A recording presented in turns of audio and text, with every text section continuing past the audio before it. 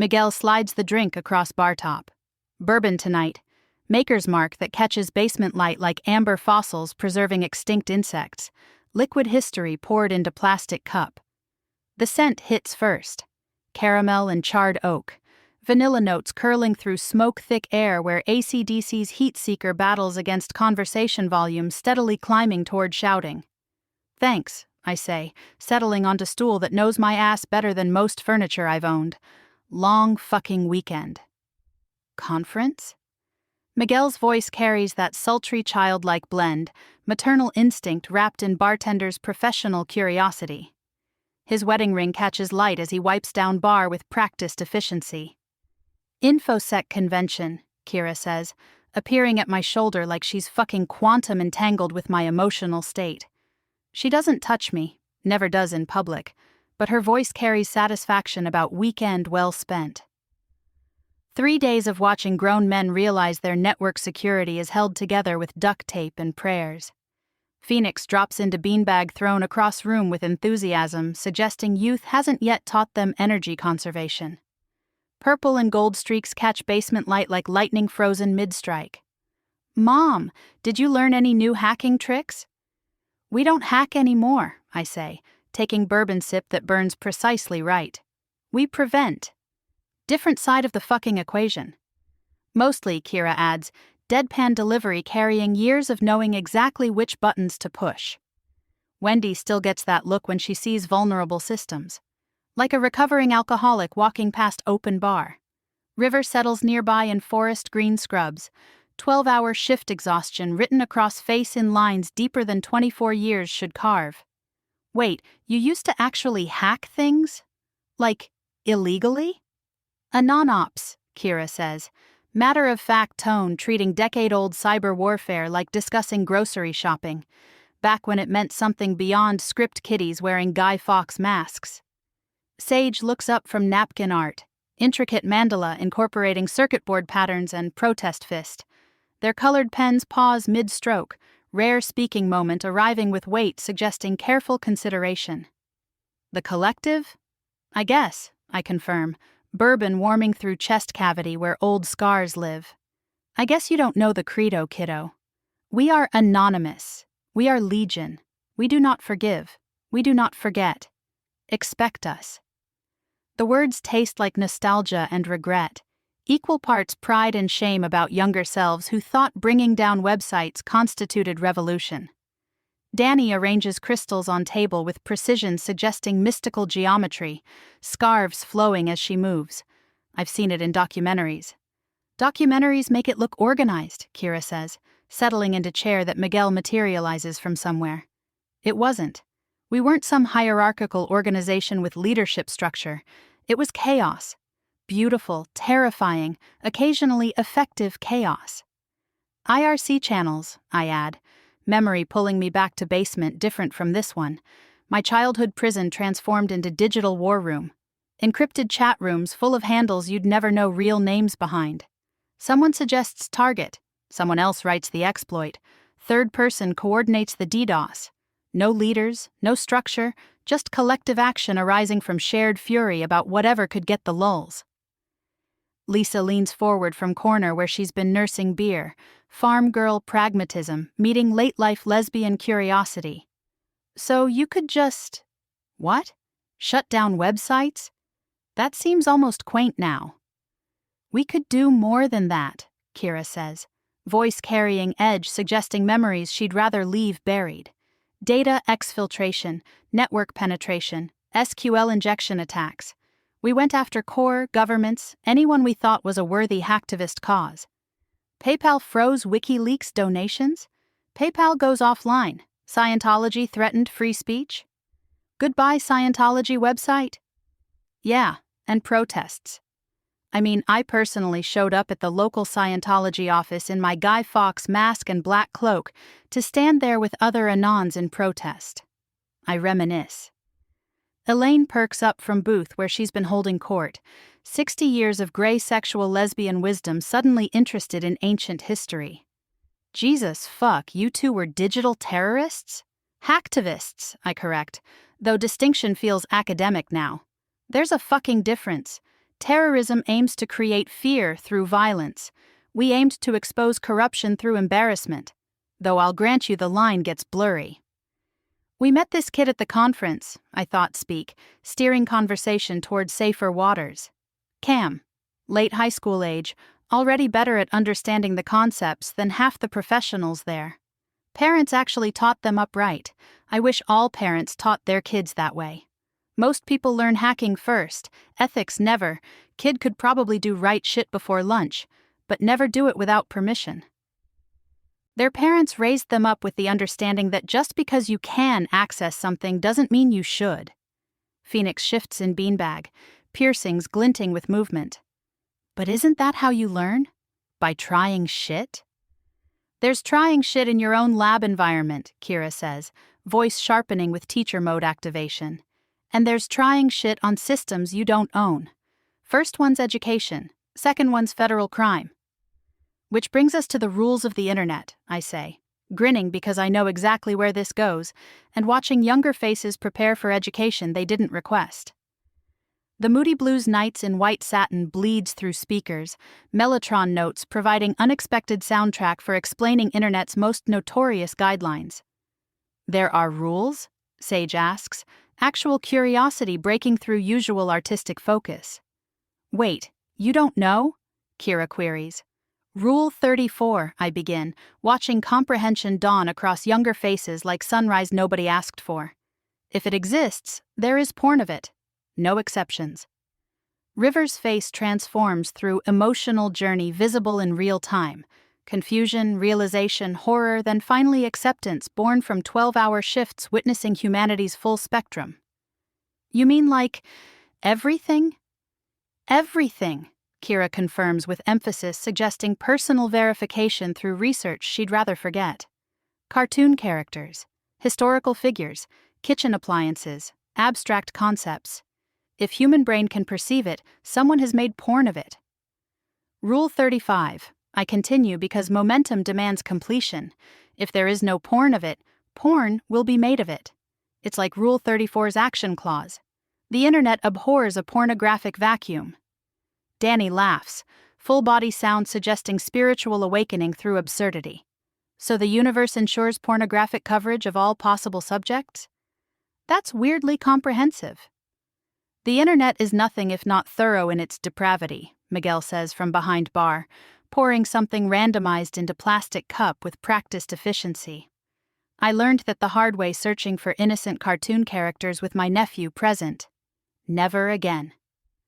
There's also Rule 63, Kira adds with grin suggesting mischief incoming. For every given male character, there is a female version of that character.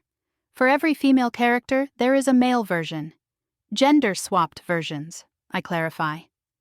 Fan artists create alternate universe versions, where Batman's a woman, Wonder Woman's a man. Every character exists in every possible gender configuration.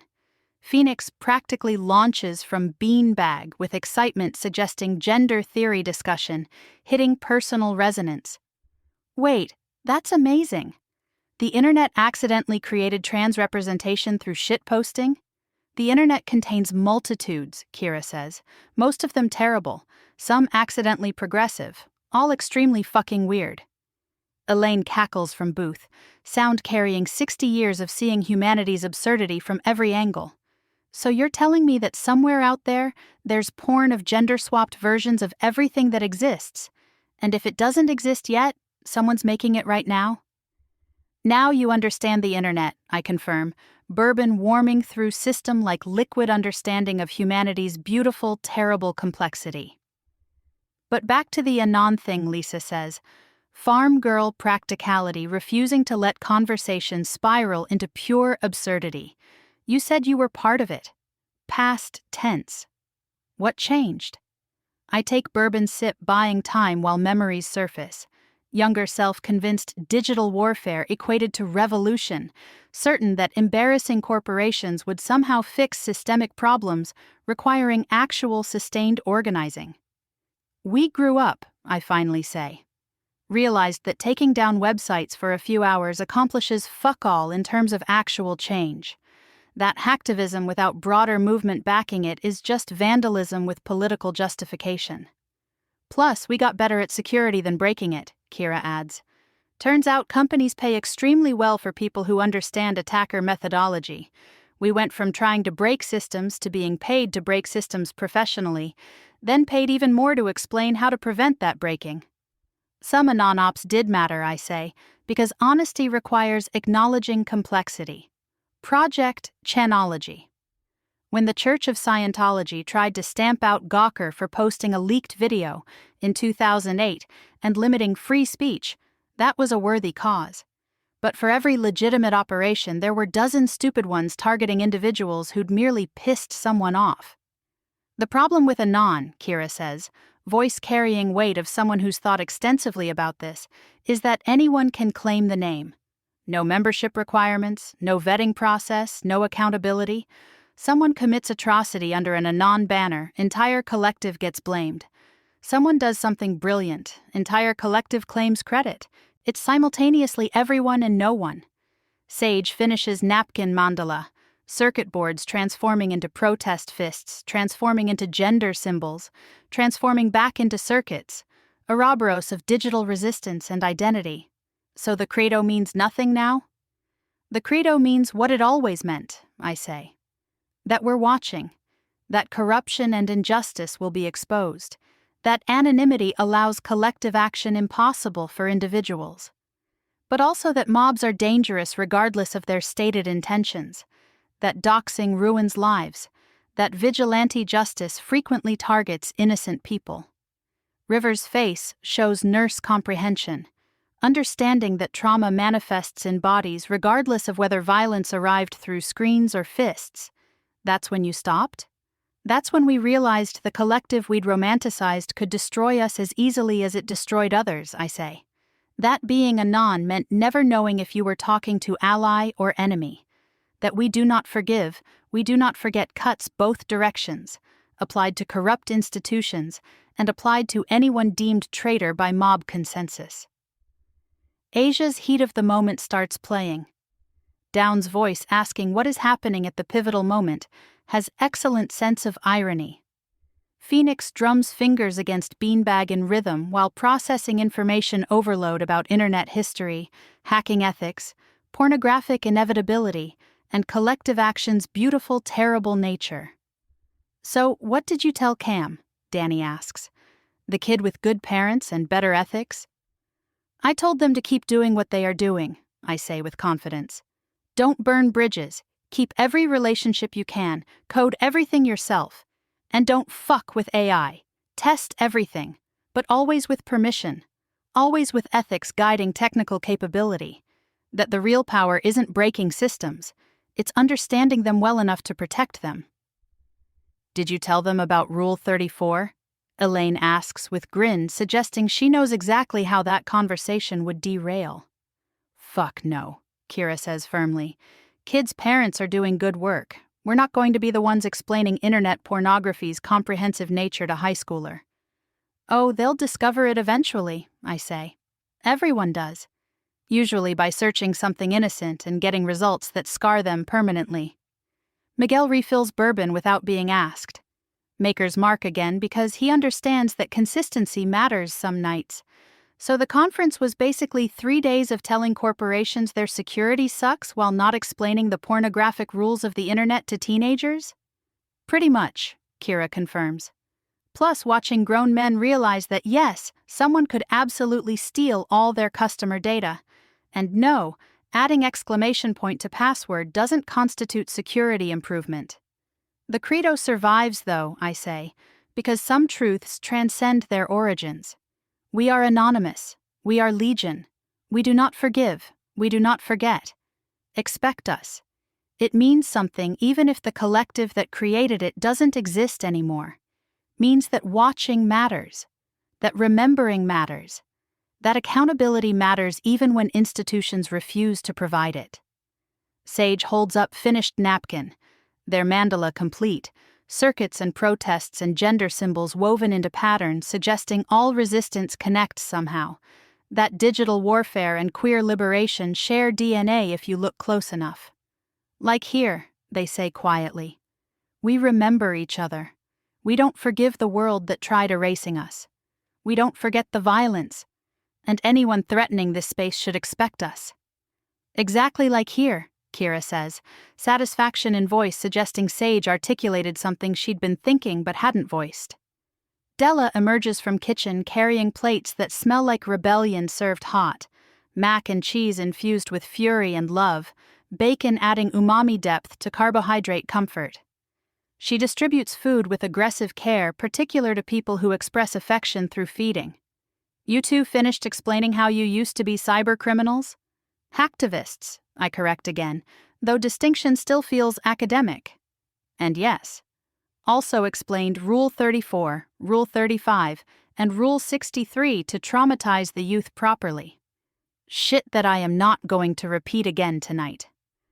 I'm gonna regret asking, Della says, settling against Bar with Miguel in synchronized movement suggesting 15 years of marriage creates its own language.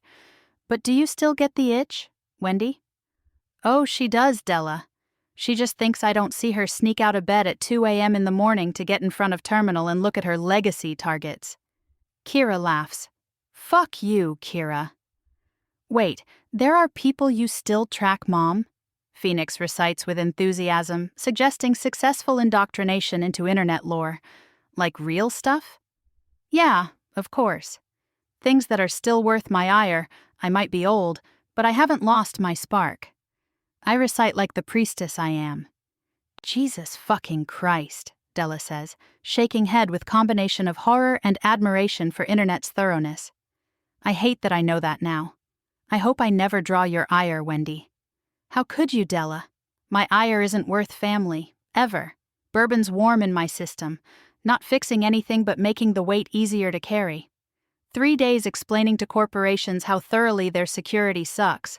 1 evening explaining to chosen family how internet codifies humanity's comprehensive weirdness. All of it connecting somehow to understanding that resistance takes many forms. Sometimes digital warfare, sometimes basement sanctuary, sometimes just remembering that we were here, that we mattered, that our existence counted even when world insisted otherwise. Phoenix returns to beanbag throne, purple and gold lightning settling into comfortable position suggesting processing complete. Thanks for the education, Mom. Now I can never search for anything innocent without remembering Rule 34. You're welcome, I say, because sometimes maternal responsibility includes traumatizing your chosen children with comprehensive knowledge of internet's magnificent, terrible nature. Consider it preparation for life online. The internet contains multitudes, most of them pornographic, all of them human. Sage holds up napkin mandala one final time before tucking it carefully into bag, another piece of sanctuary history preserved through art. Circuits and protests and gender symbols woven together, visual reminder that all resistance connects, that digital and physical liberation share DNA, that we are anonymous and we are legion and we are here, remembering each other in basement sanctuary where bourbon flows and truth pours raw, and stories get written down so someone remembers we existed. Those who cannot remember the past are condemned to repeat it.